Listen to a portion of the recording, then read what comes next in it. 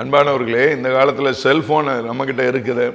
செல்ஃபோனில் பார்த்தீங்க அப்படின்னா சாஃப்ட்வேர் அப்டேட் பண்ணிக்கலாம். வாட்ஸ்அப்பில் கம்பெனிக்காரன் ஒன்று புதுசாக ஒரு காரியம் கொண்டு வந்தாங்கன்னா அந்த வாட்ஸ்அப்பை அப்டேட் பண்ணிக்கலாம். அதே மாதிரி பைபிள் சொல்லுது, பரிசுத்தம் உள்ளவர்கள் இன்னும் பரிசுத்தமாக, அசுத்தமாக இருக்கிறவனை பார்த்து ஆண்டவர் சொல்கிறார், குடிக்கிறியா, கோட்டர் அடிக்கிறியா, ஆஃப் அடிக்கிறியா, ஃபுல் அடி, இல்லை பாவம் செய்றியா, இன்னும் செய், ஆனால் பரிசுத்தமாக இருக்கியா, இன்னும் பரிசுத்தமாக. எப்படி மொபைல் ஃபோனை அப்டேட் பண்ணுறோமோ அதே மாதிரி நம்முடைய வாழ்க்கையில் பரிசுத்தத்தில் நாம இன்னும் அப்டேட் பண்ணணும்.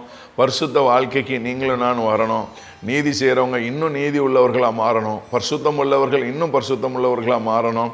ஏன்னா பைபிள் அப்படி தான் சொல்லியிருக்கு, வெளிப்படுத்தல. சரி, அசுத்தமாக இருக்கிறோம் இன்னும் அசுத்தமாக இருக்கட்டும். பாவம் செய்கிறவன் எனக்கு ஒரு தண்டனை இல்லைன்னு நினைக்காதீங்க. எப்படி வேணாலும் இருங்க, எல்லாவற்றுக்கும் தேவன் நியாயத்தை கொண்டு வருவான்னு சொல்லி வேதம் சொல்லுது. ஆண்டவர் சீக்கிரம் வரப்போகிறார். அதனால் பரிசுத்தமாக உள்ளவர்கள் மட்டும்தான் அவருடைய வருகையில் காணப்பட முடியும். கர்த்தர் நிச்சயமாய் உங்களை ஆசீர்வதிப்பார். God bless you.